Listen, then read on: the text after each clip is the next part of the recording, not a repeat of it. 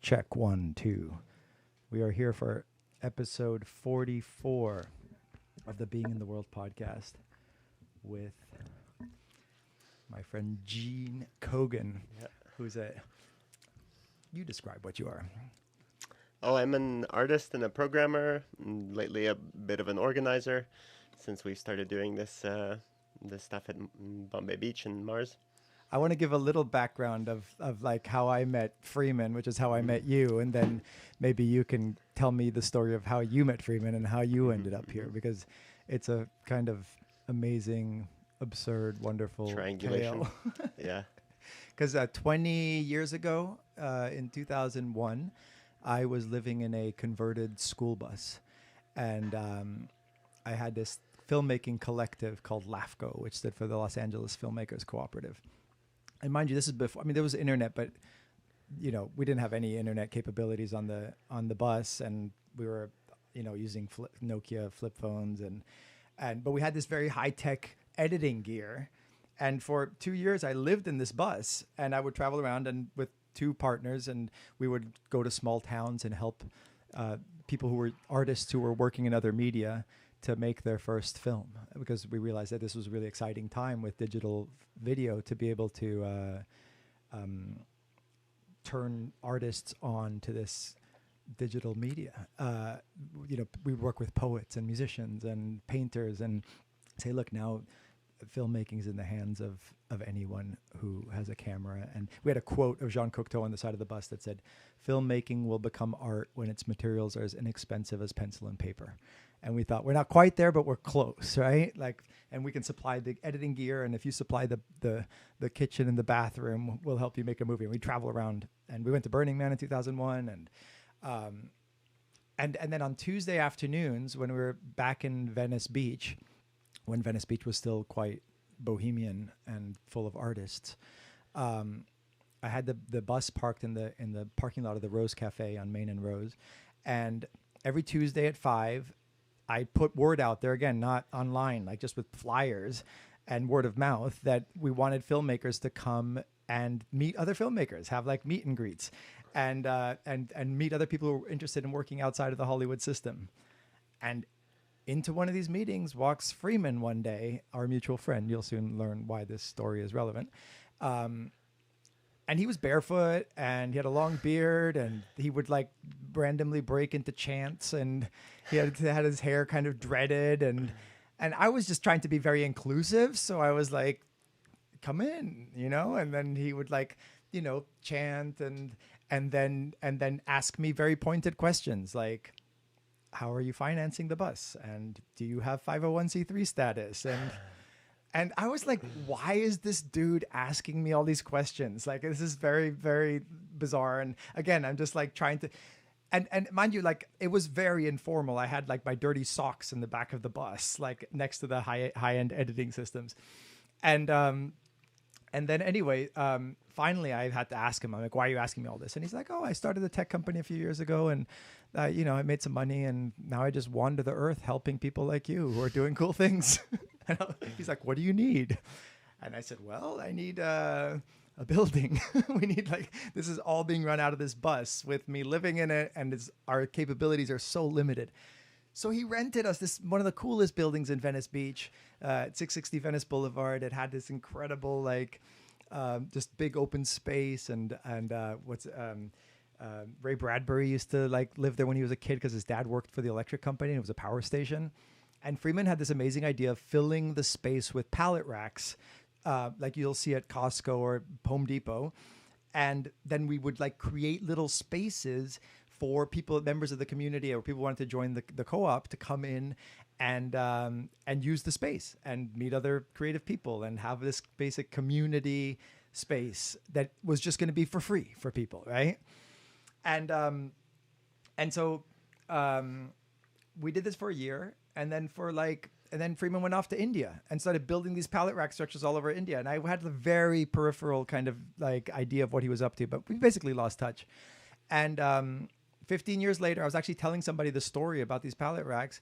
And he, like 2 days after I'm telling this story, he writes to me an email saying, hey, I see you're doing cool stuff in Bombay Beach. I'd love to come check it out. And I was like, what are you doing right now? And he's like, I can be there in 8 hours. I'm in Paso Robles. So he gets in his car, he drives down here, and of course, like me, is immediately enthralled and falls in love with this space. And he immediately buys some properties here and starts setting up his pallet rack structures. First one here, and then he buys like 10 acres, like just outside of town. And then you entered the picture. Why don't you pick up the story from there? Yeah, sure. Well, I can mention how I know Freeman, Yes, which is please. that.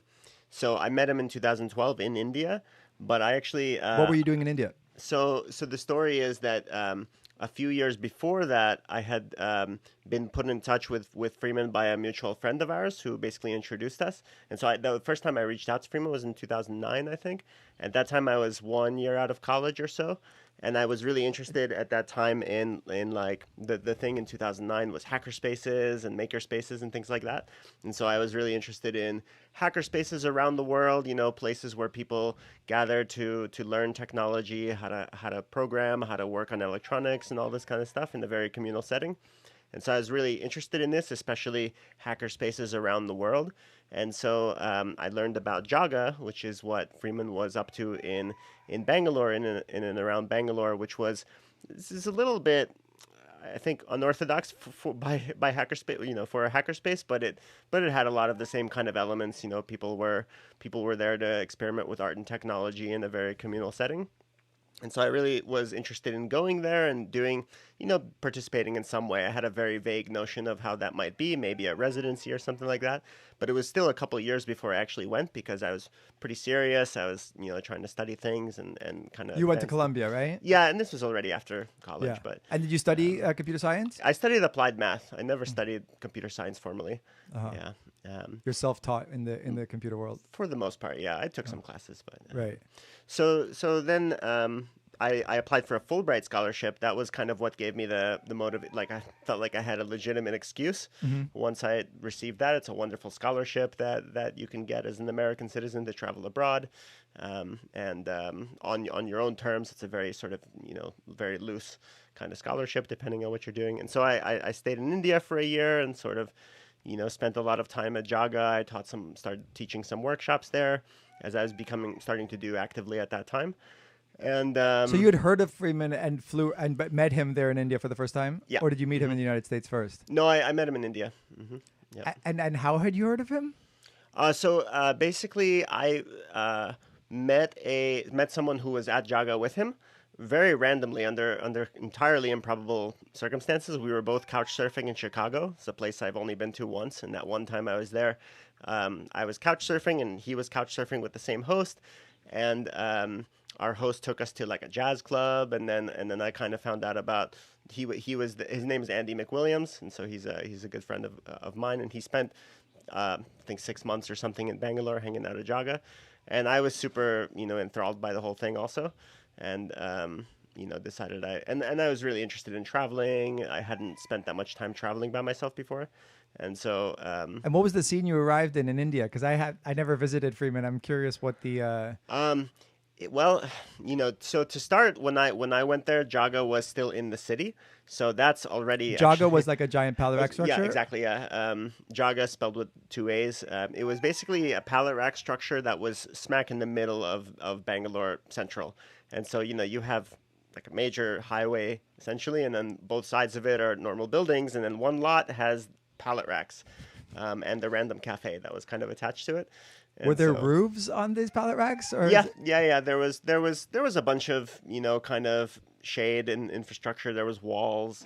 In the Jaga, that was actually the second Jaga that I went to. The first one even had like rotating hanging gardens. What does Jaga mean?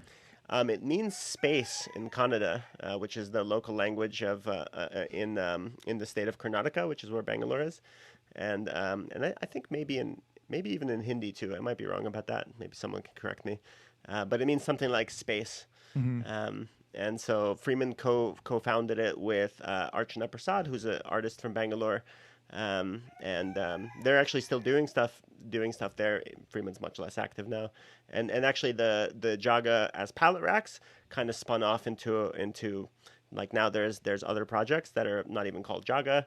One is called Hacker Farm, which are basically former people who were hanging out a lot of Jaga and made their own pallet rack structure. So eventually Freeman took it out to the farm, which, to farms, to rural areas. And the pitch was, you live in nature, you live very, very sustainably. It's very, very cheap to live in rural India, as you can imagine, but with high-speed internet. So live in nature, do yoga, but with high-speed internet, teach yourself, tech skills, engage with the online world, all of it's kind of stuff that was a little prescient, I think, because now everyone wants this exactly, live rural with high-speed internet. Yeah. But at that time, it wasn't so much of a thing. It was kind of like you go to the rural places so you don't need internet, but this was kind of the opposite. And so what was your role when you first arrived there? So I didn't really have a role. I was kind of I was there on the premise of a Fulbright Scholarship. And so they pay your way for a year basically to do what you want? Yeah, exactly. Yeah. And so I was kind of like, I was there ostensibly to study art and technology and look at hackerspaces.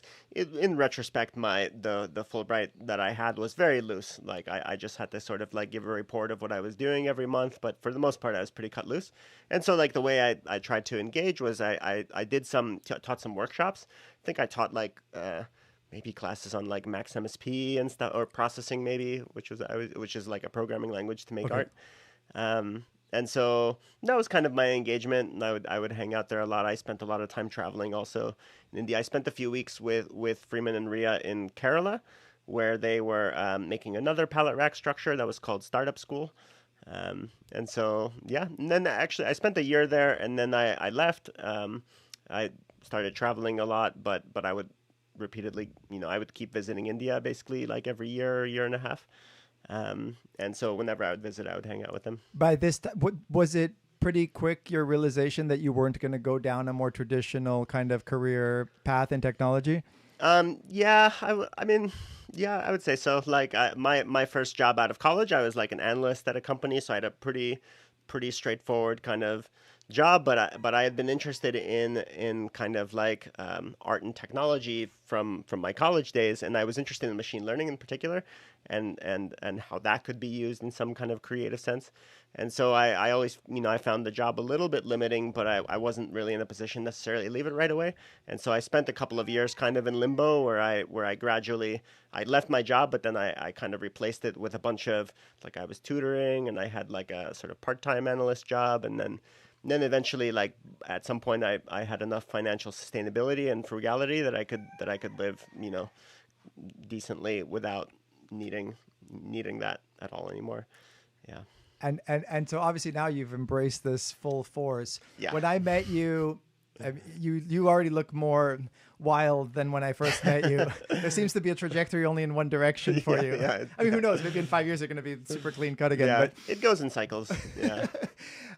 No, but so when I met you, you arrived here full of intelligence and great ideas and enthusiasm to create an artificially intelligent artist in Bombay Beach, and you're partnered with Freeman, right? In creating a kind of bringing kind of art and technology together. In a way, it's echoes what we were doing in LAFCO in 2001. It's interesting, it's like LAFCO 3.0 in a way, because it's always been. I didn't realize at the time that my life would be going in this trajectory so kind of steadfastly, but it's like the intersection of community, technology, and creativity, right? The three kind of things coming together. Yeah, I think so.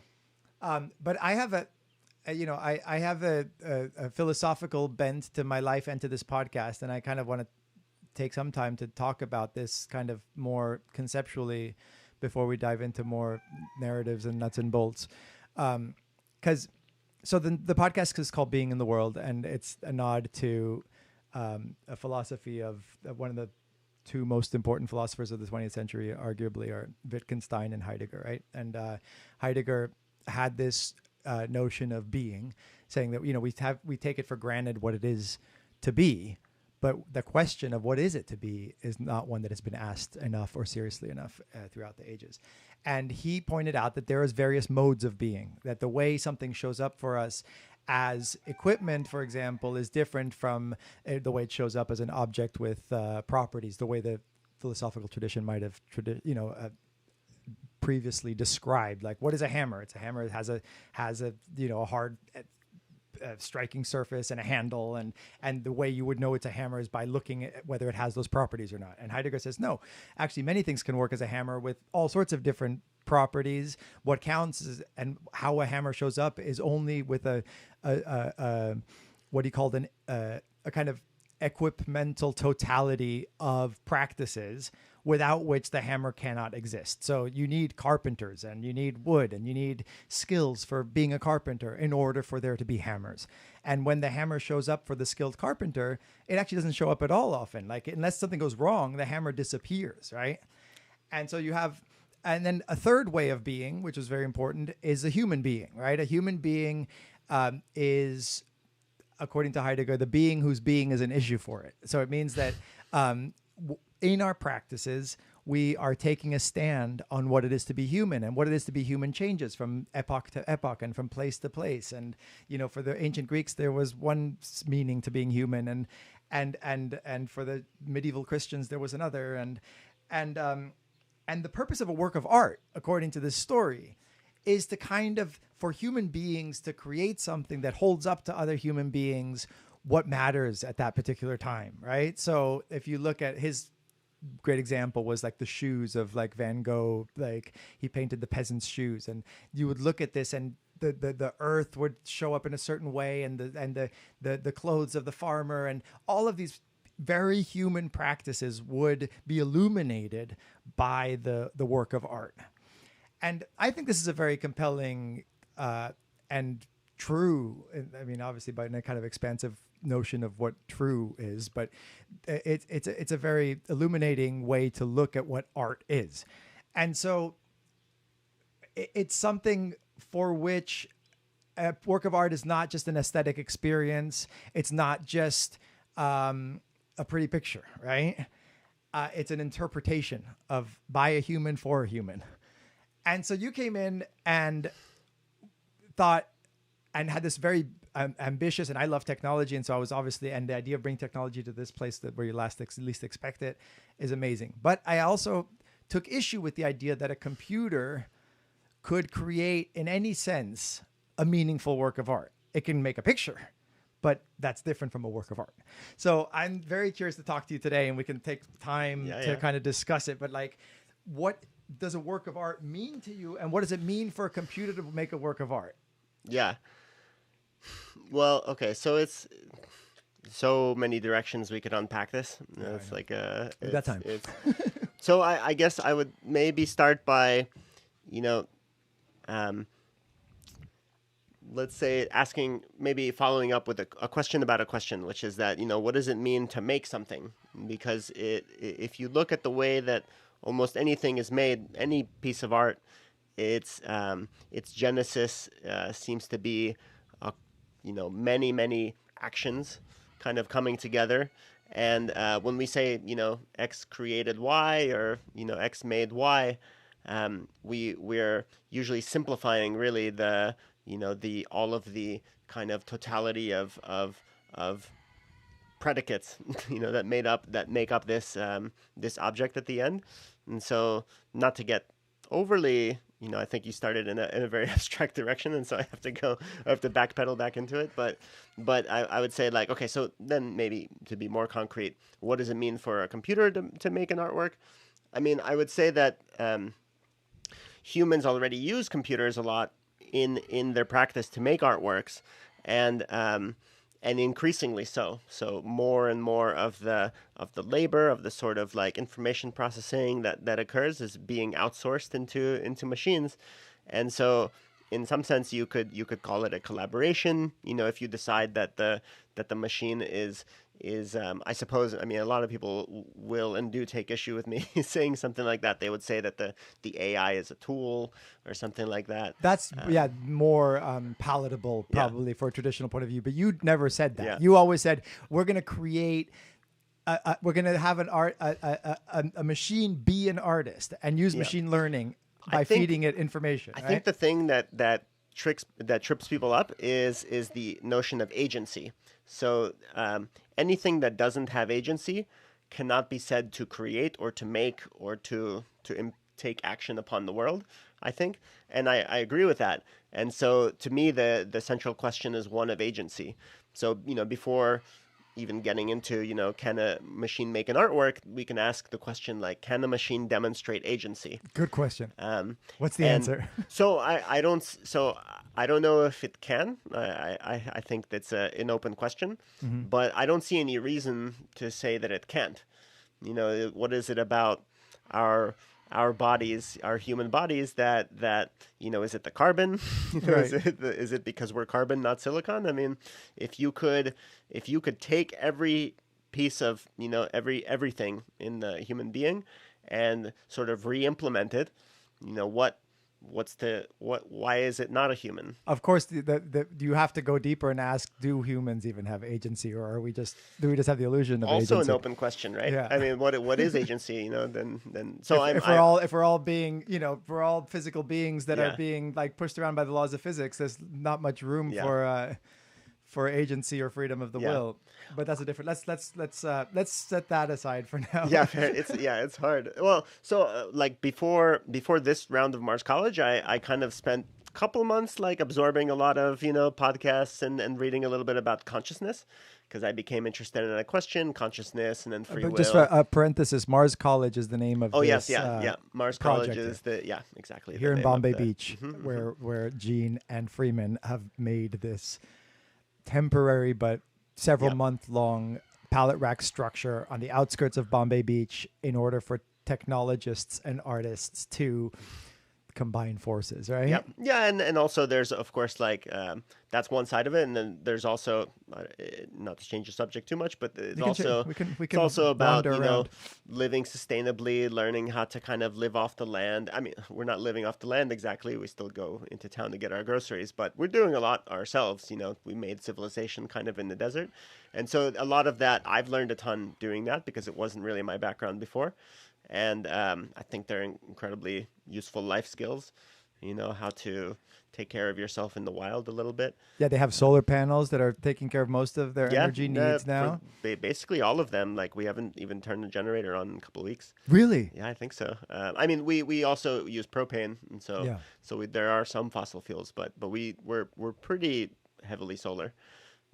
And why is this temporariness so important? I was wondering about this with Freeman, because Freeman was building a camp at Burning Man, quite a big camp called Disorient, but and I think there was a certain sense that it becomes almost almost too indulgent to do all this work for a 1 week long hedonistic festival. Yeah. So the idea of coming here for longer, but still keeping this temporariness, why do you think that's important? There's a couple of really nice things that come out of it being temporary. One is that every time you do it again, it's an opportunity to restart and kind of reimagine. And especially when you have new people, it really brings them into the beginning of something. And so the idea of renewal is actually really, really valuable. There's also a practical reason we don't do it, which is that no one really wants to be out there during, June, July, August. It gets to be 120 degrees, even more sometimes. Yeah, right, right. It's absurdly hot. And Yeah. it is a lot of it feels like practice for going to another planet in some way. There's very, very harsh. Yeah. Obviously nothing like Mars, but it's there are elements of Mars. Another thing is that I think it gives it some more meaning in the sense, something about it being temporary, that this isn't something that's going to be around for a long time, that helps you appreciate it more. That's very Heideggerian idea. Yeah. The idea that death is what makes the possibility of meaning, because an end is what makes you have to take one decision over another. If you had infinite life, no decision would matter because you could always take the other decision at a later point, right? Yeah. So back up a bit. So when you showed up here with Freeman, tell me about your first experience of Bombay Beach and what inspired you to want to make this digital artist, and also some of the nuts and bolts of how you went about creating this digital artist. I want to talk about machine learning and just to not confuse your viewers, like I'll say we're talking about two things that are related, just because I'm kind of involved in both of them, but they're a little bit two different projects. One is Mars College, and we called it Brahman last year, and then the project to make an autonomous artificial artist is Abraham, and that's something that we did at Mars College. Although I kind of think of them as two separate projects, but that I, because I'm here, I engage with both of them. But I'll start with coming here. That was I came here after hearing about it from Freeman. So we had talked kind of casually about doing something like this somewhere, casually over a couple of years, even never really necessarily taking it too seriously. But and the idea was that I've always been really inspired by these places that Freeman creates, and I think Mars College is very much in that lineage. Using pallet racks and kind of to make it something of, not to use too loaded of a term, but an intentional community around these these things that I also believe in.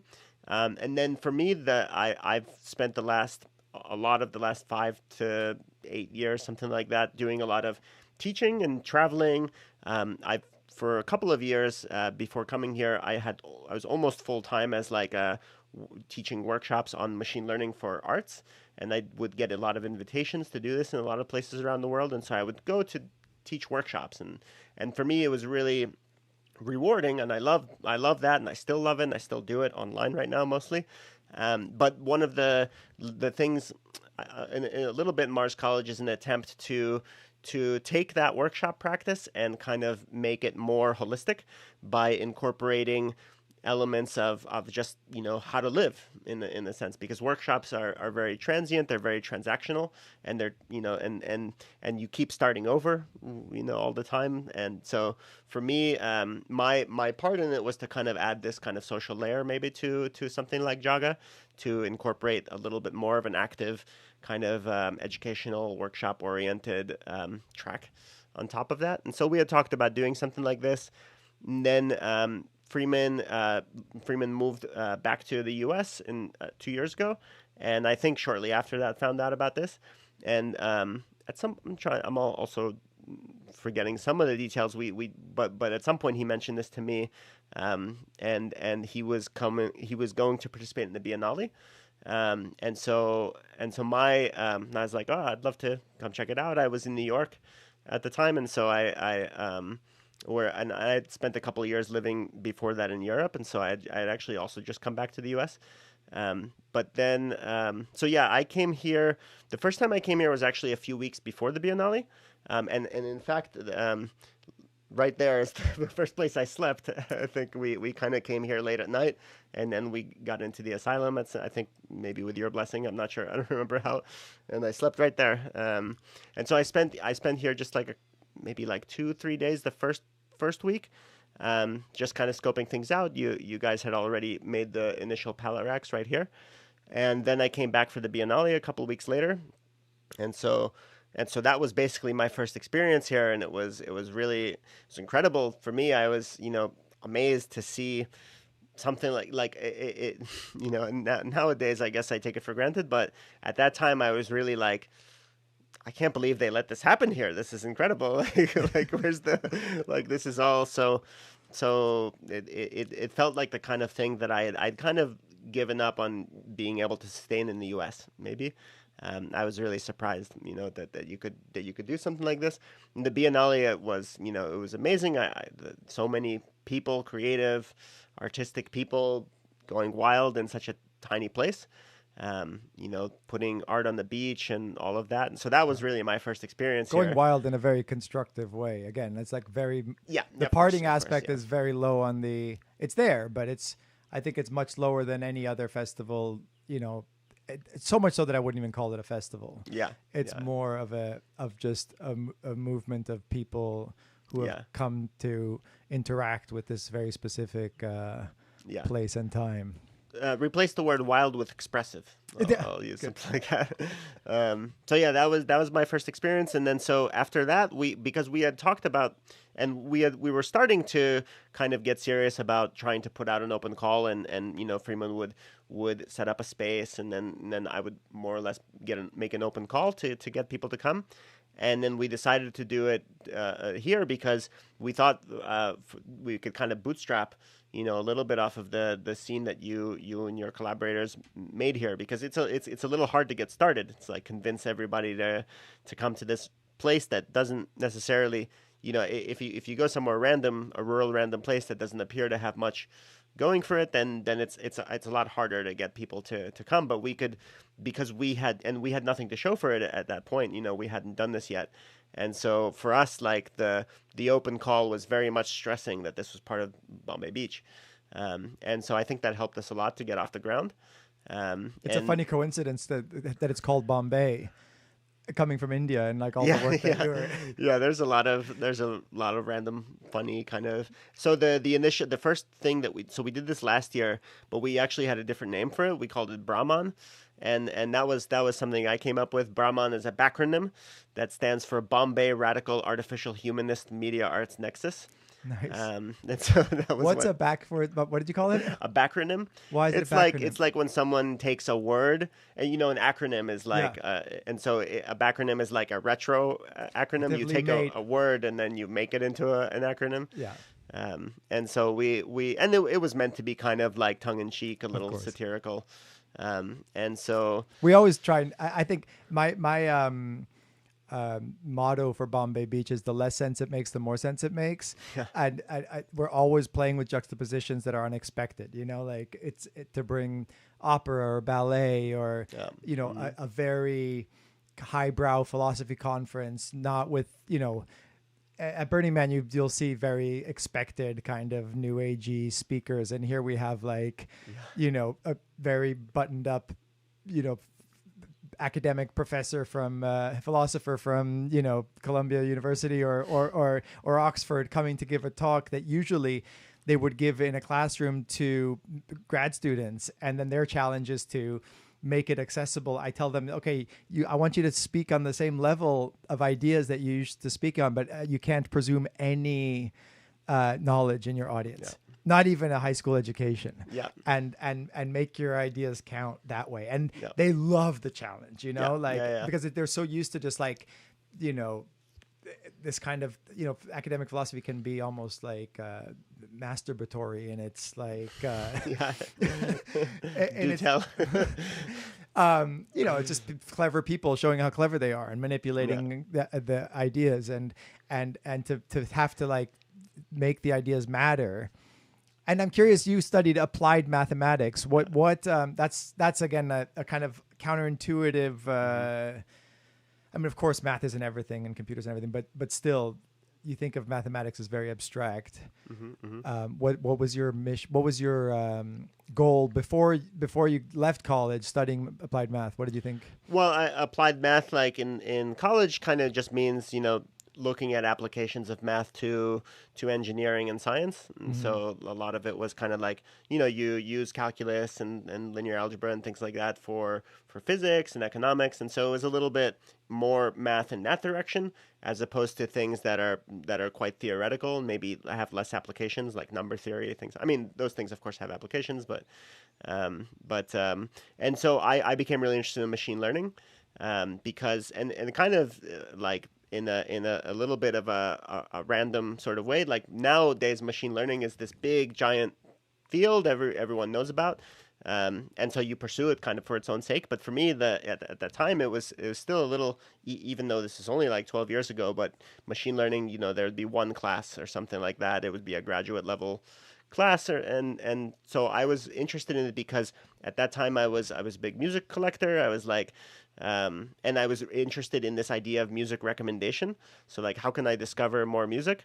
And then I learned that that's a machine learning problem. You can use data to create a program that learns how to recommend new music to somebody. And so I was like, okay, I'll learn whatever it is I need to learn how to do that. And so that's what got me interested in machine learning. And you could say that that's some kind of an applied math. And then, do you think that machine learning is successful because it somehow like more accurately represents what a human brain does than they used to think that the brain was more like a hardware software analogy, that like the brain is the computer and then just you have to write the right programs, but that famously didn't work, right? Like, GoFi, right? Good old-fashioned artificial intelligence. A lot of failures that were actually anticipated by my mentor at Berkeley, Bert Dreyfus, caused like a kind of dark ages in artificial intelligence until machine learning came about, right? Yeah. Can you explain a little bit how that happened and what the kind of renaissance that happened in AI because of machine learning?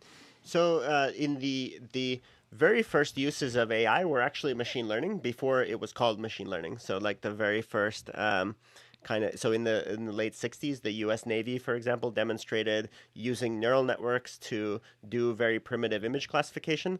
They could tell if a picture had a ship in it, basically. And so that was kind of what kickstarted the first golden age of AI, as it was called, in the sort of 1960s and late 50s and 1960s. And at that time, that was the golden age because there was a ton of popular interest. There was a lot of even penetrating the cultural layer. There were movies about artificial intelligence and movies about it was a very utopian time, largely because of the faith that artificial intelligence was coming and that we were going to have robots doing all of our biddings and all of that.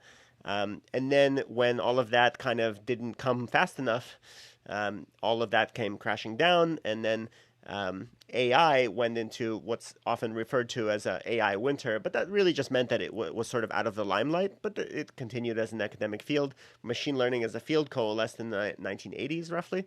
And so before machine learning, like throughout the 70s, 80s, really into the 2000s, there was a lot of like more manual engineering that went into AI. We were writing very complicated programs that would incorporate a lot of, sort of human inductive reasoning into them in order to learn how to do tasks. And that works pretty well for a lot of things.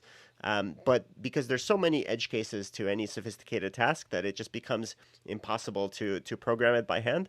And so the idea of machine learning is to, instead of programming it by hand, if you can represent it as a function, and then the function is capable of modeling any possible function. This is kind of this. Wait, can you unpack that a little bit? So for example, if you take a polynomial with enough. What's a polynomial? Anything of the form y equals ax squared plus b. Actually, let's not use polynomial. Let's just use like a linear sum of variables. So like ax1 plus bx2 plus cx3. The x's are variables, and the a, b, and c are coefficients. You have to figure out what the coefficients are. So if you have sufficiently many of them, then just the way that you set the coefficients gives you the possibility to model any possible function, which is to say, like any mapping of x to y. I'm not explaining this well. Like maybe if a mathematician were in the room, they could do a better job than me. But the idea is a universal function approximator. If you have a function that can take any shape, then you have then the goal becomes to find the right shape, and the right shape is the one that fits the data. And then if it fits the data, then presumably it'll fit new data very well, where you don't know the answers. And so that's kind of the core. The purpose of machine learning is to kind of learn from examples and create extremely complex functions without having to hand engineer them. So now, for example, this is famously successful at like teaching it took so many years to try and teach chess to a computer program, right? Yeah, chess is a good example actually, because 20 years ago, we did actually manage to beat the world champion at chess with IBM Deep Blue. Yeah. And the way that worked was it actually had a ton of handcrafted knowledge in it. It basically got like 50 grandmasters in the room, and they designed this function which would evaluate the board position and tell you how good your position is. And then you combine that with some kind of a search algorithm that would, parse this kind of the game state into a tree of possible states, and they would evaluate the board at every one and give you the best one. And of course, this is famously difficult because there are, there's more possible chess games than there are like atoms in the visible universe. Yeah. So trying to figure out how many, if you go down all these different roads, you quickly get into huge numbers. And it also points very kind of poignantly at the difference between humans and machines, because the better a machine the better a machine got at that time with that approach, the more possibilities it had to think about. And the human player, the better they get, the fewer possibilities they look at. And I looked at an interview just the other day with Bobby Fischer, and he said Johnny Carson was asking him, like, how many moves ahead do you look? And he said, often I only look one move ahead and I only see one move, the right move. And because once you get good, you're not having to look at all the stupid possibilities. It just emerges, right? And so tell me a little bit about how this new approach, because it famously beats all of the old chess programs and is so far beyond the human players. So, and that's not even so it beats, the old programs, but only by a little bit. Like the main thing that really makes it so here's the problem with the Deep Blue is that it was ultra specialized to playing chess, and it couldn't really do anything else. If you wanted to teach it to play even another game, you'd have to start from scratch. And so in artificial intelligence, we're really interested in generality. So like artificial general intelligence would be to say, like, can you design an algorithm which can learn many things and makes as few assumptions as possible about the thing that it's operating on. And so with machine learning, you get rid of all of the sort of like knowledge of chess that's programmed directly into the AI, and you replace it all with something that's more abstract and that learns from example. And then this actually, so the thing that a couple of years ago was that although we were able to beat chess 20 years ago, the same approach could not beat Go, which is the sort of the analog of chess in East Asia.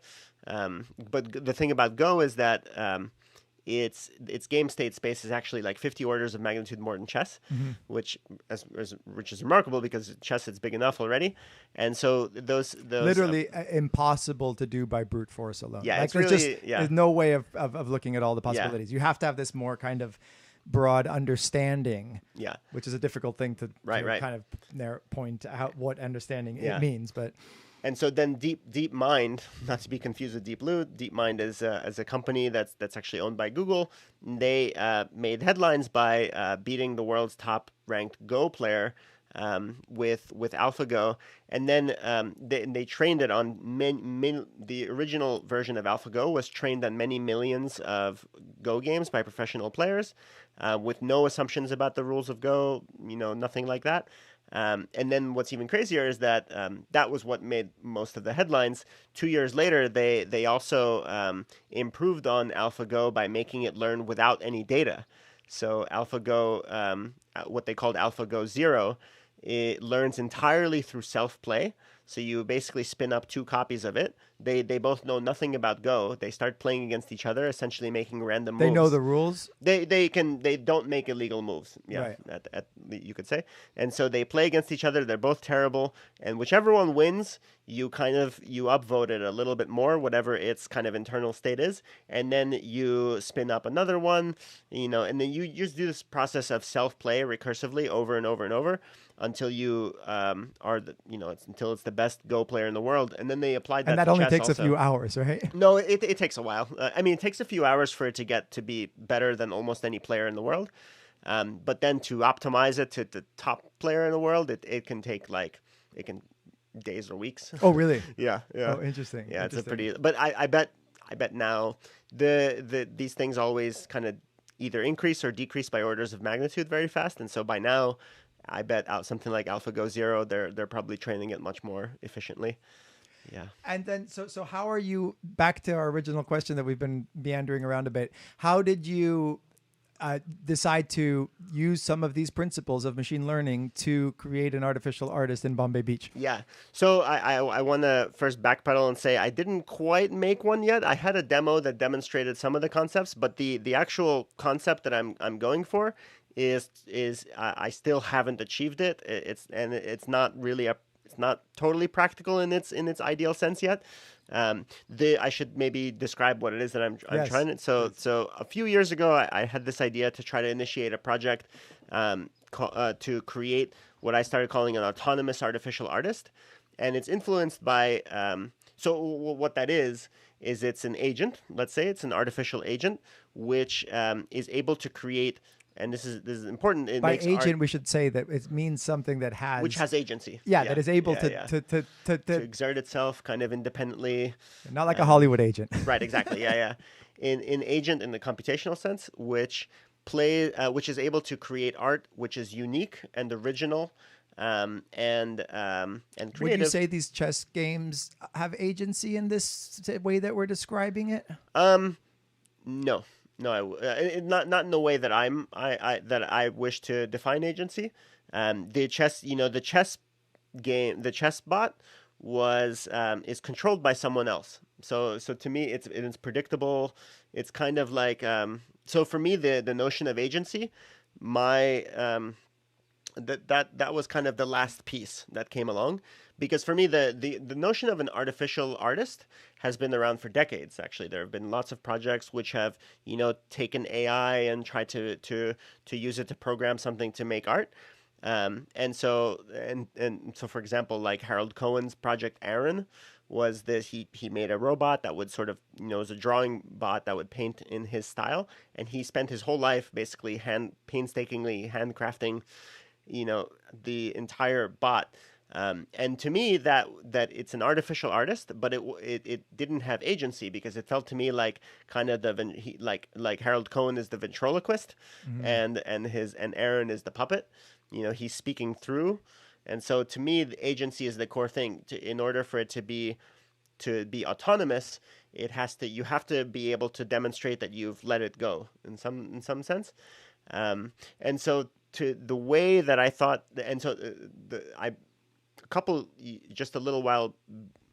So as I was coming up with the idea, I became acquainted with another concept, which a few people in the crypto space came up with, which is this notion of an art DAO, and an art DAO, that's art DAO, and DAO in the crypto world, especially in the Ethereum world, it stands for decentralized autonomous organization. And so the idea there is that by organizing people or other agents into some kind of a decentralized organization which coordinates them together in a sort of trustless way, then the network that they form itself is autonomous. And so you could argue maybe that even something like Bitcoin, is a DAO in some sense. I mean, depending on how far you take that definition, it's autonomous in the sense that it doesn't rely on any one or even group of people to sustain it. It just sort of like it persists by itself, and you can't turn it off. It has its own kind of life. And so the notion of a DAO is that you can make DAOs do lots of things. And so people are creating DAOs that have lots of different functions in the Ethereum world. And one idea that came about, two thinkers in the crypto space that I've become acquainted with, Trent McConaughey and Simon de la Rouviere, independently wrote about this concept they called an art DAO. And the art DAO is a DAO which generates art, and it's completely it's an autonomous agent that lives on the blockchain, that has its own wallet, that makes its own art, sells its own art, keeps its own keeps the proceeds, uses the proceeds to pay for its computation, and so on. And you can accomplish all of this in theory with even the primitives that are around today. You can make programs that live in the blockchain that run unstoppably and kind of exert their own will. And when you say create art, are they taking a lot of existing art and like using that as the data to create some new thing? And then how do they know what to fix on? That's one way of doing it. And that was the way that my contribution to the art DAO concept was to try to come up with a formula for a type of art DAO that would use machine learning to essentially create an art program whose behavior was decentrally controlled by a large group of actors, a large group of people that are coordinating with each other through a DAO. And then essentially kind of, each person has only just a little bit of influence on the program. And so the program's behavior is sort of like the collective output of the network of participants that make it. And you can actually accomplish this at scale with machine learning, because machine learning is very sort of like, it's a very simple thing, but times a million. You have to get a lot of training data, and that's something that you can crowdsource very effectively. You can get one image from a million people, then you have a million images to train on, and the whatever character that program takes is going to reflect this kind of mixture. So in some sense, the claim that I would make is that it demonstrates agency in the same way that the hive mind of a colony of bees, let's say, demonstrates its own agency. And so I often lean on the metaphor of the hive mind. So there is some cultural kind of like precedent to say that a network of people whose intelligences are sufficiently coordinated are that their collective intelligence is its own being, Right. it has its own agency. And so that's kind of what I'm going for, that you could use machine learning to network a whole bunch of people together over the common task, the common ownership of this machine learning model, which they all influence a little bit. I compare this to like a human artist that is influenced by many other artists also. No one learns how to paint in the vacuum. It's like you learn by many examples. A human artist does, and so I think that you could make the same case for this autonomous artificial artist. So you had us all submit photos, like all of our photos of Bombay Beach. Yep. And then so you trained the artist by showing it images, like thousands, right, or tens of thousands of images of Bombay. We actually did something slightly different. That was actually a separate project to just train a generative model on images of Bombay Beach. To create a Bombay Beach style landscape without it being an actual. Exactly. Yeah. That was something of a separate project, but then the project to make the demo of like the autonomous artificial artist. So right now I'm still stuck on this problem. There's a bunch of technical problems that are yet unsolved. And so what we did manage to do last year was we managed to make a small demo which had some of the technical properties that an autonomous artificial artist needs, but not all of them. This is a rabbit hole itself. Now we can talk about like the technical challenges, and how, because I create I have a sort of like, so to me the core characteristics that it needs to satisfy are uniqueness, originality, and autonomy. And the problem with uniqueness is that if the model is shared, if this machine learning model that makes the art is shared by all these people, then what I'd like to do is make it so that only the collective of the people together coordinating can use it. And it's impossible for any one of them to sort of download the model, copy it, and take it offline. And this is, I would say, the same thing about Mozart. Mozart has agency because only Mozart has access to Mozart's brain. If you could copy Mozart's brain to make another Mozart piece, then you've sort of robbed Mozart's agency, something like that. And so this is actually so for machine learning, this is actually a super challenging problem. Like how can 1,000 people, let's say, all coordinate over a machine learning model, be able to use it, but not by themselves. And so for various very technical reasons, that's actually really hard to do. Because if it's a model, who has it basically? I know that there was like a pretty successful project to create a program that is able to like compose music in the style of Chopin. Right? Yeah. And you feed it all of Chopin's music, and then I'm just curious, like, how is it different from just creating a blend?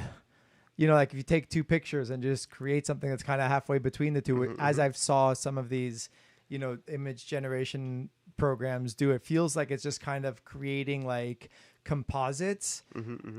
What to you is the difference between that and it being an actual original composition that's worthy of respect? Because there are times where it's just like there is something, I don't remember what it's called in the machine learning world, but if it's like too similar to the original data, it's maybe it's like overfitting, you could say. Yes, that exactly. It's so I mean, so definitely that's true, although it's a little bit subjective. It's like you could almost say that any person making an artwork is also blending maybe not just two things but blending many things. And so I used to have this notion that artists, like the notion of originality means that you're really good at hiding your influences, right. kind of. And so if you have a lot of influences, no one can really detect that it resembles one too much. Yeah, but obviously, if you that is the case. I mean, if the program just played an exact Chopin piece and just changed one note and it was imperceptible, Right. you would hardly say that was Right. a composition. But right? okay, but then if it changed all of the, let's say it changed 1/4 of the notes, would it be, or if it changed half of the notes or all of the notes, like at what point? And so it's really just a continuum. There's no, we're all similar to Chopin, just to varying degrees. Right. So some are very, very dissimilar and some are identical. So, yeah. Yeah, I mean, even our ability to hear, as a musician, I'm interested in the idea of perfect pitch, and it seems that the latest research shows that we're all born with perfect pitch, but you lose it as it's adaptive, evolutionarily adaptive to lose perfect pitch so that you can hear the same word in different pitches and still understand that it means the same thing. Oh, that's interesting. So if you look at cultures where tone is important, like in Chinese, for example, more of the percentage of the population still retains its perfect pitch, but also to be able to hear the same song in different keys and realize it's the same song, because people with perfect pitch like hear this note as having its own character the same way the color blue does, and this is more like the color red. And whereas I or even very trained musicians will only hear it as relative to the other notes, right? Yeah. So it's interesting. Like you could play the Chopin piece using all 8 different notes and have it be the exact same piece because it's just up a half of a half tone, for example. Yeah. And actually that's 100% of the notes are different, but it's exactly the same piece. Yeah. So there we get into kind of this idea of understanding, right? Of melody, which exists like not just as a sequence of notes, but as the way the notes unfold over time. I heard that one of the hardest things to teach an artificial intelligence is the fact that like metaphysics, the fact that we live in a 3-dimensional world where causation is a thing and things unfold in time. Like, how do you explain time and causation to a computer that is going to create something that is somehow meaningful in this world, right? Yeah. It makes takes a lot of philosophical questions and puts them right at the forefront of yeah. And I try to, like, there is definitely a philosophical element to the project, because I have to make a case for why this thing has meaning. Although most of the time that I'm engaging with it, I've already kind of abstracted away from it, and so I don't think too often about the philosophy. But you have to ask, like, to make an artificial decorator would be easy, right? If you just say you wanted to decorate the wall, there's a deep difference between a decoration and an art piece, right? Yeah, sure, but it's also, I mean, not to get into I hate to even utter the what is art, Why? You should be asking this 10 times a day. Well, so I'm very cynical of the question itself, because it often feels like a semantic question, like art is what artists make, as far or is one way of looking at it. To me, like, you're answering the question by saying that, though. I mean, but I actually don't think that's the best way of looking at it. So, like, for me, art is I mean, it's very difficult to express what I think it is. I know it when I see it, kind of, Yeah. And Like I think there's something about there, and there's if there's no really one way to encapsulate the definition of art that satisfies everybody. So, but and usually, like, I think people who let's say, criticize the idea that a machine may make art have an overly restrictive definition of art, in my view. So like a lot of people think that art is something that should, as a word almost, should only be reserved for a human. And I don't see any reason for that. Like if an art piece were made by accident by an act of physics, like the Well, yeah, if because the Mona Lisa were made by a sandstorm that just happened to arrange the Mona Lisa, would it not be art? no, I think no. I mean, you can think of a lot of ways that you could be too derivative or simplistic in your definition that that it would just be trivial to have it make art. Like you could say it's art is paint on a canvas, and then you can just make a robot that thoughtlessly puts paint on a canvas, right? But then, especially abstract. Jackson Pollock is like throwing paint around. Like exactly. So what makes Jackson Pollock art is not the paint on the canvas. It's the ideas behind it. It's the history of art that informed it. There's a big difference between a 3-year-old making a painting that looks exactly like the Jackson Pollock and Jackson Pollock doing it at that particular time and place with those intentions. And most importantly, I think those ideas and those very kind of irreducible experiences of being human. So I don't know. I think you have to not sneeze at asking these questions, because by embarking on this project, you're forcing them. It, yeah. But I also I guess like I try to make a distinction between things that are semantic in nature, so like often we'll argue about the definition of art, and so if someone's definition of art sort of precludes a machine from making art, then I just know we're not talking about the same thing. So then I don't badger them on whatever it is that a computer is making. If it's making pictures and they're interesting to people, then if we need another word for it, then I'm all for it. So but obviously you're interested in making something that some people will recognize as art, maybe even if that person is just you. Yeah, exactly. and then it tends to be a little bit more than me, maybe not a lot more, but yeah, like And so tell me about this year now, because we haven't done the Biennale the last 2 years because of COVID.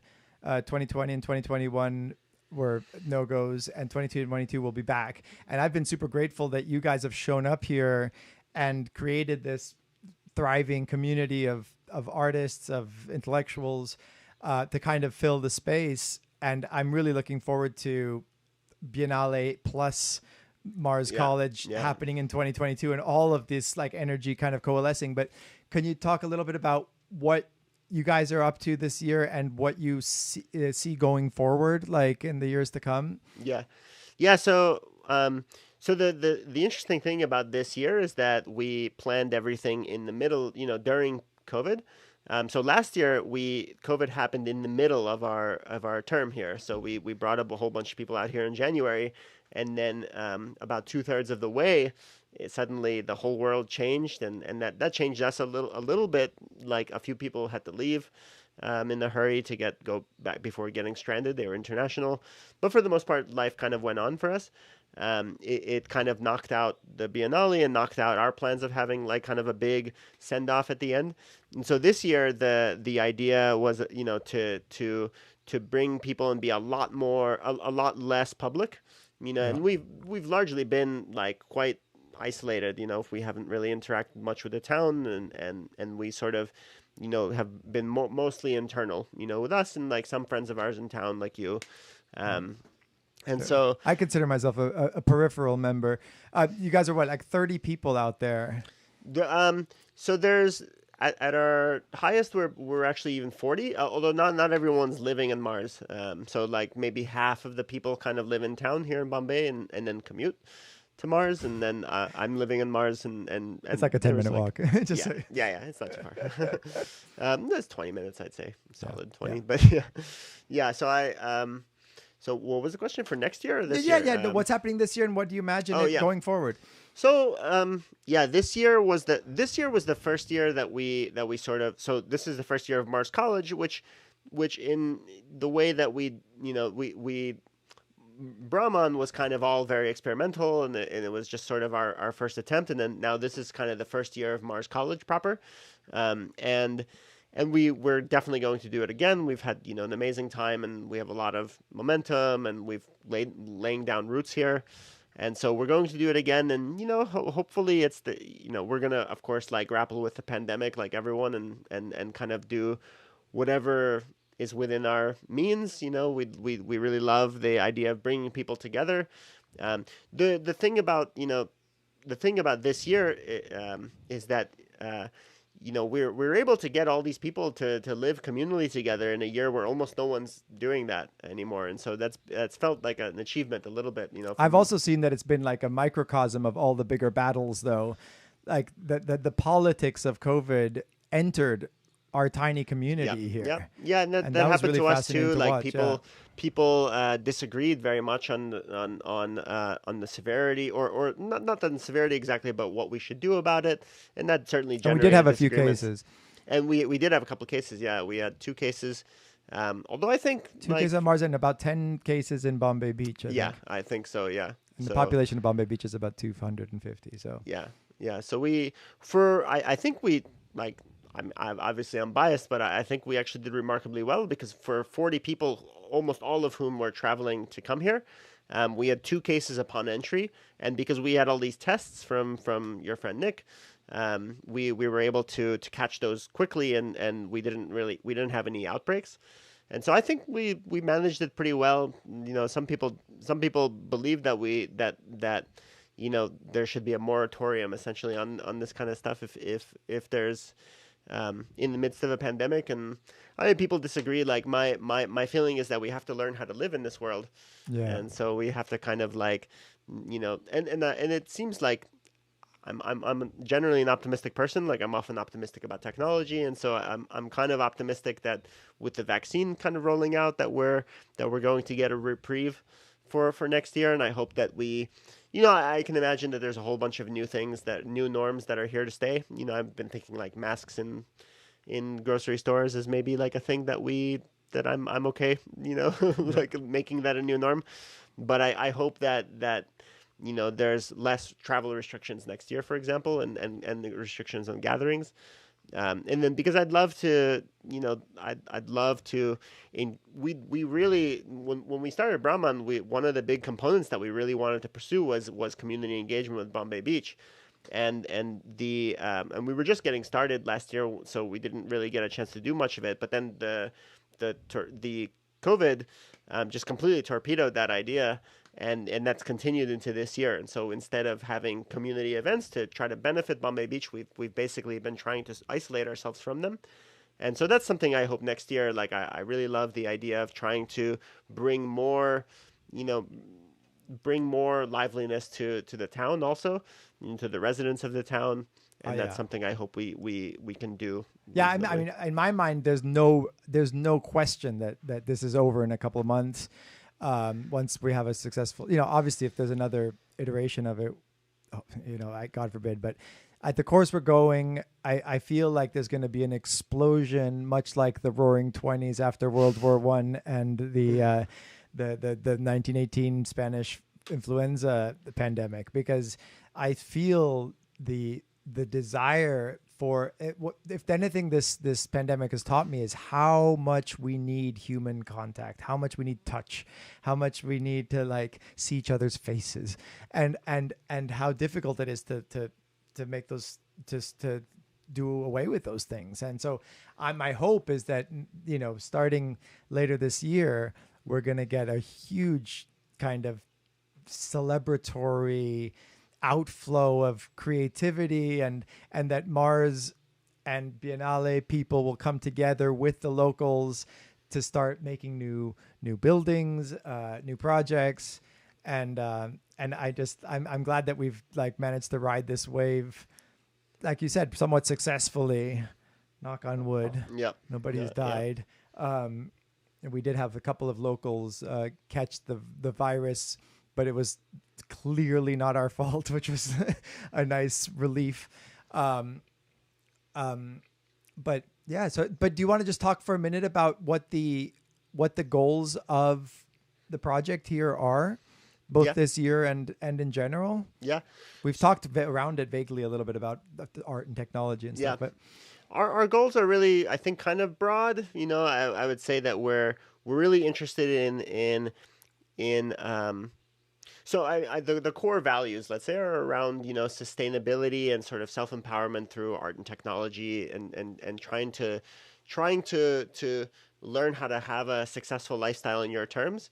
I think like one of the modern day, you know, one of the curses of the modern day is that people, I think, feel a little bit a sense of loss of agency. Really, like people feel like they're tied to things. They're maybe tied to their jobs, or they're tied to poor finances. They have to do this and that, obligations and so on. And this is kind of like a template for how you can kind of shrug a lot of that off and live in a sustainable way without necessarily needing a ton of resources. I mean, it's not obviously you need some resources, but in a place like this, with the lifestyle that we kind of craft for ourselves, it's actually very much within the reach of average people. And so for us, like we're trying to advance this as a kind of lifestyle, and in the process of doing that, learn a whole bunch of skills and try to build community around that. And so more concretely, that involves trying to organize activities. We have a lot of sort of internal workshops. We're very unconference-like. So, people pitch projects and then other people join in those projects. And then we have presentations and things like that. And so, yeah, there's a little bit, I would say that's kind of the raison d'etre that we have, is to kind of advance that. it's interesting because technology, the promise of technology is often to kind of make it not matter where you are and when it is. You can listen to whatever music wherever you are, and you can be on your laptop and on your phone. It doesn't matter who you are, where you are, and in a way that kind of can be a recipe for meaninglessness. And what's interesting about this is that you're kind of taking advantage of the fact that you can be anywhere to be somewhere very specific, right? You've chosen a place where the place very much matters, even though it doesn't matter for the reasons that it would traditionally matter, in the sense that it allows you to be here. And Freeman is like, you guys have taken a fiber channel from the cell phone tower, and like now we all have super high speed internet. It's incredible. We're streaming this now at like 80 megabits a second upload speed, which is faster than I ever had in any metropolis. Yep. And yet there's something, so what I love about Bombay Beach, and I've talked a lot about this on previous episodes, is the specificity of it and how it's not been homogenized in the way every other exit of every other highway in the whole country looks the same, with the same Chevron and the same Denny's. It's better not to have a gas station and not to have a restaurant than to have the same fucking restaurant that you see everywhere else. Yeah. It feels invigorating, right? To have this, like, even though it's so decayed and it's so full of, potential sadness, there's a spirit that comes to everybody when they arrive here because it's so unique, right? Yep. Yeah. So speaking of it, like what it takes to be an artist, like that uniqueness that is so ineffable, right? Is what we're all after here in a way. Yeah, for sure. And the other thing about this location is that it also feels like a little bit of because of course, like the reason why this place is so ignored by most of the state, let's say, is that it's just really not a great, it's not a very fertile land. It has its problems, the climate, ecological problems, and so on. And so for us, there's also meaning in trying to make a lot out of a little. Yeah. To try to take something like this place and actually give it life. And so in 20 or 30 years, I think it's more likely that Los Angeles looks like Bombay Beach rather than Bombay Beach looks like Los Angeles. Sort of. This is kind of where things are moving. And if we are to believe, climate, what's going to happen with the climate is that we ought to learn how to live in suboptimal, to say the least, circumstances. For those of you who don't know, Bombay Beach is, the word most often associated with this is post-apocalyptic. I mean, it's 125 degree weather, dust storms full of toxic dust, buildings that are decaying, salt coming out of the ground. Wind is the thing that I only experienced here when I was here in August. Oh God! Hot wind. Insects, like very, very kind of biblical insects at biblical proportions, Yeah. and so it is The practice. bombers, the bombers as the locals call them, the Bombay Beach bombers. The bugs, They're huh? big, Yeah. big horseflies. Yeah. And then I always thought of Mars being called Mars because it's like this like smaller planet, kind of far away from if I think of Bombay Beach as Earth and your project there as Mars, but obviously there's other metaphors to be dug up there, right? Sorry to mix my metaphors, but so it is this kind of terraforming kind of approach of making life livable in the least livable place, right? Yeah, exactly. Yeah, and a lot of it is like if you can reduce your life to that, then that you're always it's much harder to go from the top down. If you're used to sort of luxury and your life relies on a lot of endpoints of complex supply chains, then that's the most vulnerable position you can have, right? And for us, we want to have as little reliance or at least to demonstrate that in as many places as possible. We can't do it for everything. Like we go to the grocery store and get our groceries from the grocery store, but maybe in due time that might be the next step. If this keeps escalating, we'll have to learn how to do progressively more things. And what has been the most important thing you've learned so far, do you think, from being out here? I mean, oh man, I guess I've learned a lot of practical things, how to do things with solar and propane and, kind of fix up a trailer and things like that. But yeah, the most important things I think are more intangible. I've learned the value of community. For me, like the most ironic thing is I'm actually, generally speaking, kind of a little bit more of a loner. I spend a lot of time just coding and things like that throughout my life. And so in 2020, the year of the pandemic, was somehow the most social year of my life. Interesting. Which is a really strange, You grew up in Ukraine? I didn't grow up there. I was born there, but I moved to the U.S. when I was 4. Okay. And so with my parents, and so where did you grow up? I grew up in Philadelphia, like in Northeast Philadelphia, and then outside, and then I moved to New York when I was for college, basically. And your focus was like as a teenager and college student was always like math and computers. Was those your passions?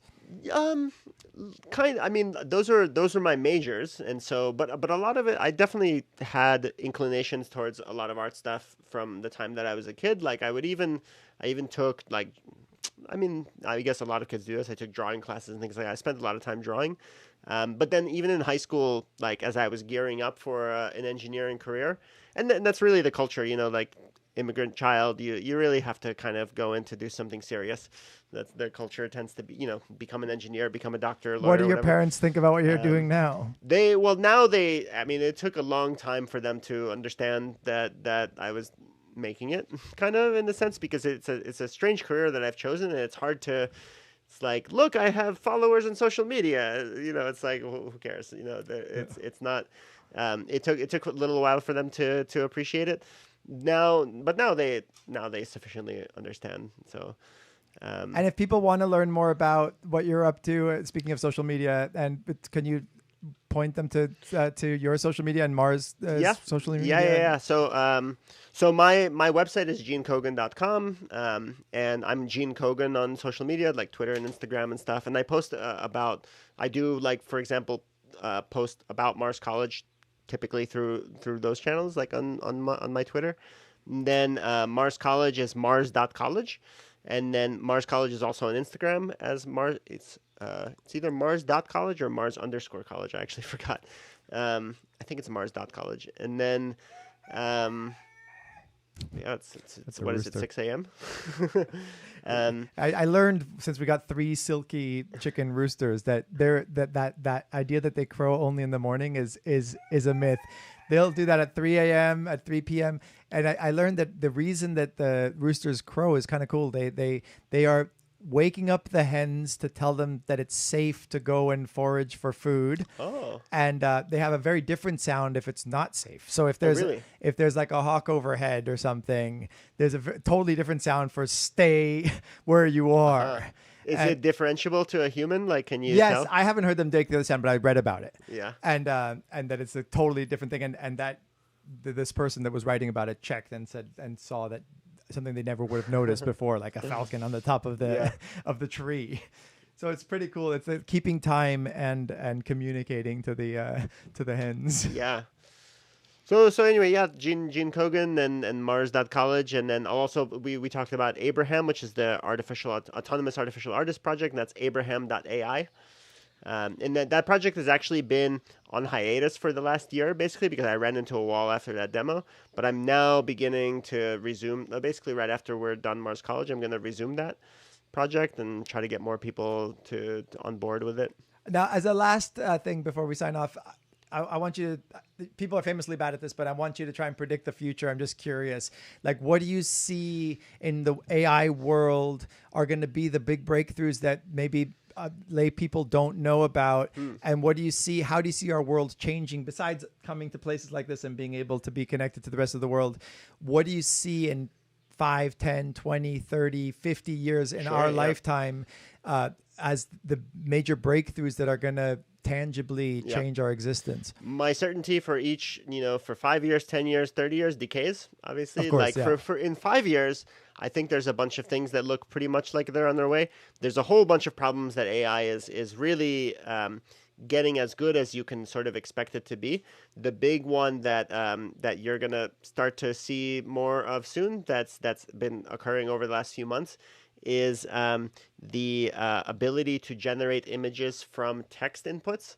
So you a band playing piano on the stage, and then a machine learning algorithm will generate an image that I mean, it's not going to fool you just yet, but when you see it, you'll be really impressed. OpenAI demonstrated the state of the art of this recently with an application they call Dolly, sort of like Wally, but it's Dolly with a D.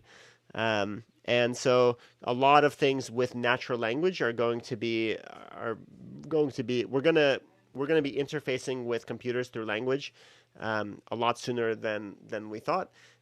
There are language models that are generating coherent text that looks like a human wrote it, basically regularly passing GPT-3 and who knows, GPT-4, GPT-5 are probably on their way over the next few years. And those models, they can do all sorts of amazing things. They can answer questions. They can, create appointments for nail salons and hair, like deliver pizza, things like that. So language, language and vision, and sort of like things that deal with sensory perception. Perception, I guess, is the catch-all thing. Perception is being solved. Like AI can do vision. Text, do vision meaning understand what it's looking at. Seeing, yeah, exactly. Being able to report information about it and things like that. So vision, sound, audition, and natural language are very much like, the sort of perceptory tasks that humans can do. AIs are going to be really, really good at them in the next 5 years. For more abstract things like reasoning and planning and strategizing, those are still, a ways off, and it's anyone's guess, like how far those things can go. I'm definitely optimistic that all of those things are tractable problems that we're going to possibly outdo humans in the future. I'm not sure what the timeline for that is. A lot of people are very aggressive, say 10 years, 20 years. Some people say never. I feel like, 50 to 100 years, maybe you might start to see that kind of stuff, but it's that really kind of hard. Stuff being like just human level reasoning. Human level, yeah, like bots that you can talk to pretty much about anything. And you think that's still 50 years away? Well, it depends no, I think it depends. The bots that you can talk to, I think are 5 to 10 years away. Like to talk to at length you can talk to them now even. Like GPT-3 is actually like pretty compelling, but it gets old after 10 minutes, let's Yeah, say. but so do most people. Yeah, fair enough. So exactly, like it'll be comparable to, you'll be as enthralled by a conversation with it as a smart human being within some 5 to 10 years, let's But say. will that be completely faking it, or do you think there's going to have to be some element of an entity that is having an experience with which you can talk about the same things? Because on one hand, it's just there's a puppetry aspect to it where it gets really good at just predicting the next word, right? That's how GPT-3 works. And it's astonishing. Yeah. But still, the idea of having a conversation the way I'm having with you seems to me to like depend on some shared experience, shared goals, right? And shared embodiment in, like I said, this 3-dimensional world in which simple things like things happen after each other and cause each other. And like, I think and though, we have like, feelings and things. It's a little bit like the homunculus argument, right? It's kind of like, a machine is not a conscious entity like a human because it lacks some kind of this imperceptible, ineffable kind of consciousness or being. The homunculus, I think, argument. That's a flavor of that. So I don't know. Like, if a machine is faking it, what's to say that a human isn't too?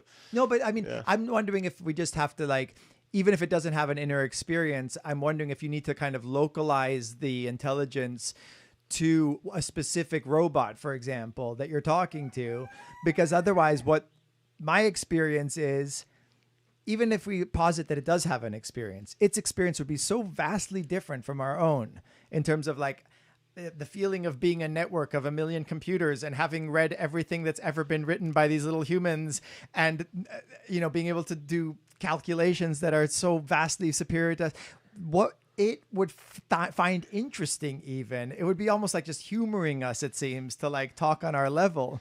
And it would be deducing like maybe from not having enough of the world experience of having been this finite little like evolved monkey. But are you sure that you can't make the same claim about me sitting across from you? How do you know that my experience is anything like yours, or that I'm experiencing? Well, we've been talking about it on on an assumption that we have, even if you don't have this inner experience, we still are talking with the assumption that it's there. So right? maybe we can afford the machines this assumption too. I don't know. It's controversial. Yeah. But do you spend time thinking about this? A little bit, yeah. I mean, I spent more time thinking about it a couple of years ago than I do now. Nowadays, I'm trying to just like work on the technology side of it. But doesn't the technology side have to make a decision about whether the AI needs a body, for example? Like, sure, yeah, they certainly intersect a lot. Yeah. Do you see like in the next 10 years, like the Boston Dynamics and the and the machine learning coming together to create a humanoid AI? Yeah, I think the humanoids are gonna fit niche cases. Like humanoids are kind of useful when you're interfacing with a human and you want humans to be able to enjoy humanoids. Mm-hmm. But or that even most, a little pet. For the most part, you don't necessarily have to mimic the human. You can kind of optimize it for its own sake.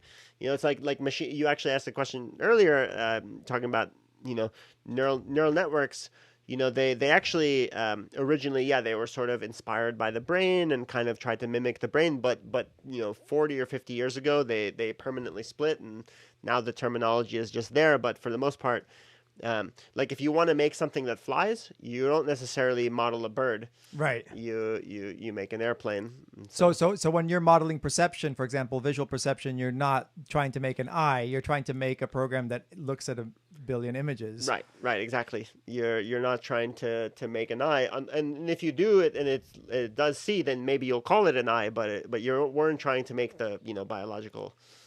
And of course, we both, I think, share a kind of optimistic predisposition. But is there any side of you that's? Do you have any concerns about like people who say that there's an existential threat of a potential like emergent AI that just obliterates us? Yeah, I think all of those things are plausible. I'm not super involved in that front myself, but I think about it, and I think existential risk is a real thing. I think like there's also just AI has AI is already doing a lot of stuff now, and not all of it goes down very well, or it makes a lot of mistakes, and those mistakes upset people. And so there's plenty of problems that can be solved even before the existential risk.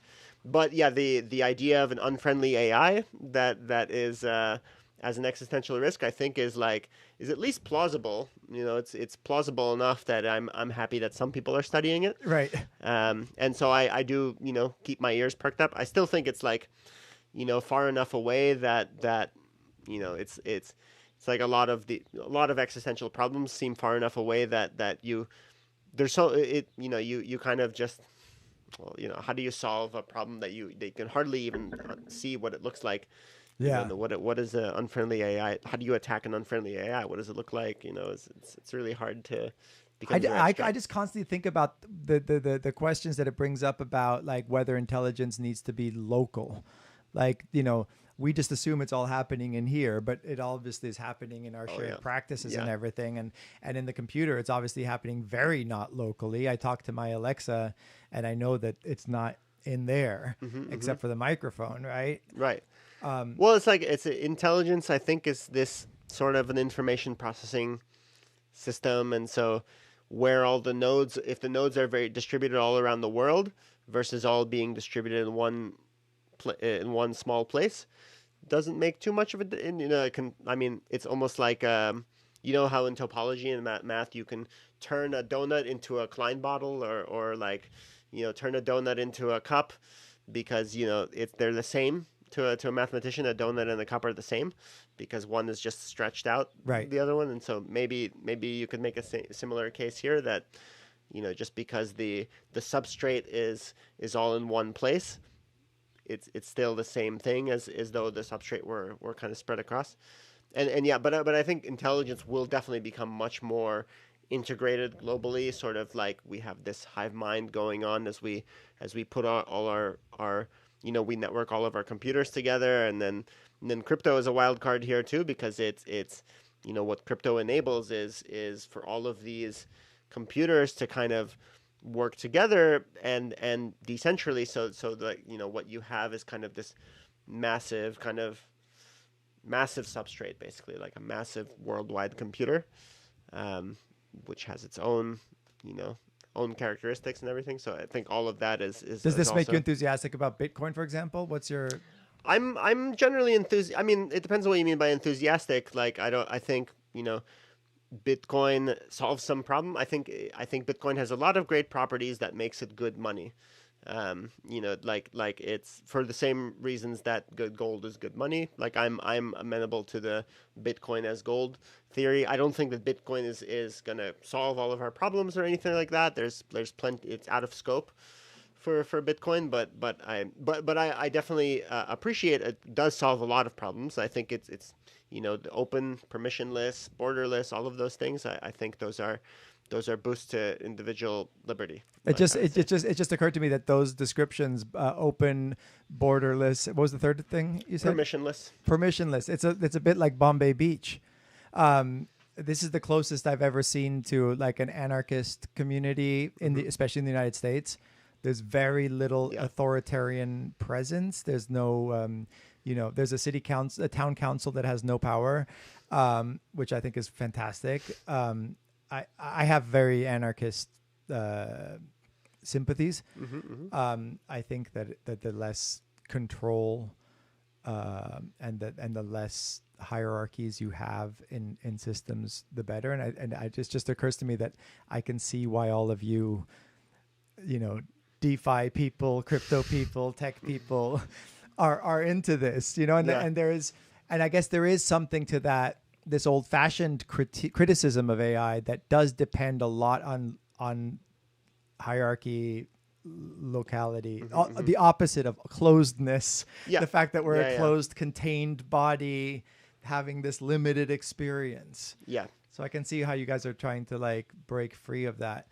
And do you have any like what does your like sci-fi kind of like fantasy when you go to sleep and like dream of a future that is just like symbiosis with the machines? What does that look like? Oh man, it doesn't look that different from this. I'm still still feel like a human born in the 20th century, and there's only so far my mind can go. Like if you dump me into 2500 or the year, or 5,000 years from now, I don't know if I would necessarily be comfortable. I think Would you get electrodes put in your head like Neuralink?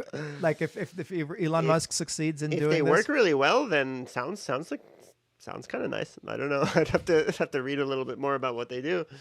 Haven't tried putting electrodes in my brain just yet, but Do you think there'll be less intrusive ways that like brains can be read and like we'll be able to interact with machines just through thought, for example?